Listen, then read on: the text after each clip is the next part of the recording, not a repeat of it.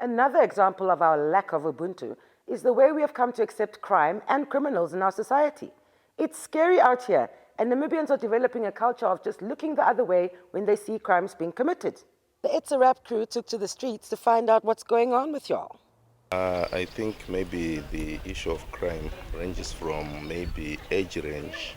Maybe when we are looking at the youth, maybe the government maybe can come up with a public-private partnership to engage the youth in some projects, maybe entrepreneurship, so that they are maybe occupied. If they are occupied, then maybe crime can reduce. I think what Namibians should do, what I think is better is to create social groups in the communities or in workplaces where they can have a mission of reducing crime, where they can join groups together and assist government, the police, come together, create more neighborhood watch. I feel it's, as much as it is effective, I feel like they still need to do more, because if we look at the rate of these things that are happening, I don't know about the statistics out there where I'm not familiar with, but in my world as a whole, it's rising. Crimes like thieves, people stealing, looting, and so on, that's is poverty. So in the public, I do not see them contributing on that reduction, because unless we have to, like they say, Harambe is working together, maybe we share what we have with those that do not have anything.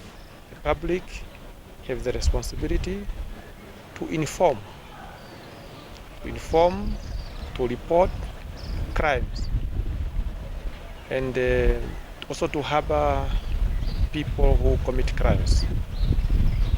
It is a fact that most of these people who commit crimes, or they would be crime committers, they are known and they are housed by us, public. I've noticed, like in the northern part of Namibia, they take these crimes such as violence against women, like gender-based violence, very seriously. The moment they get a report, they actually go there. But then I also noticed that cultures play a role, and sometimes the police take preference and say, no, these are the people's cultures, they beat their wives and so on and so forth, and then they leave it up to that. Then if we are looking at the public spectrum, we are looking at maybe strengthening internal controls in terms of maybe auditing, maybe at government level and also maybe at private sector level, and also maybe making sure that if all the internal controls are intact, then maybe crime in terms of fraud can be mitigated. Companies need compulsory editing.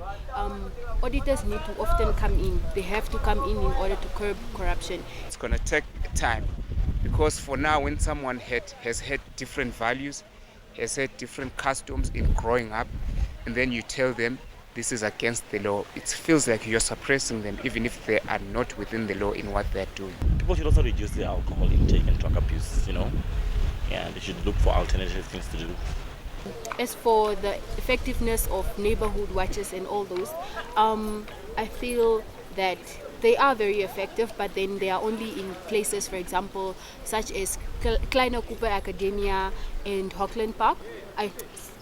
Hockland. Yeah, I feel like they should go into Katutura as well, because that's where most of the crime happens, at the Lynn Street. Where is the neighborhood watch there in those remote places? The first aspect that we should really look at and that we should concentrate at is that we should move away from expecting the police to do the policing in its totality, and we should really become a community that polices itself. That is the direction we need to move into, whereby it's a community or a society that actually polices itself. This includes being active or being proactive in terms of fighting crime, and move away from being a passive participant in the whole process. So the way to go to really combat crime and really bring an end or a reduction to the current statistics is that we should become a community that polices itself. What we are saying is that if we police ourselves, or you know that a member of public would report you to the police, or they would do what is called a citizen's arrest when you commit an offense, then the chances are that you would not commit that. Because what we see is that when the police are around and are visible, then in that specific area there's a reduction of crime. But the moment that the police move away from that specific area, the crime rate increases there. And Cecilia said,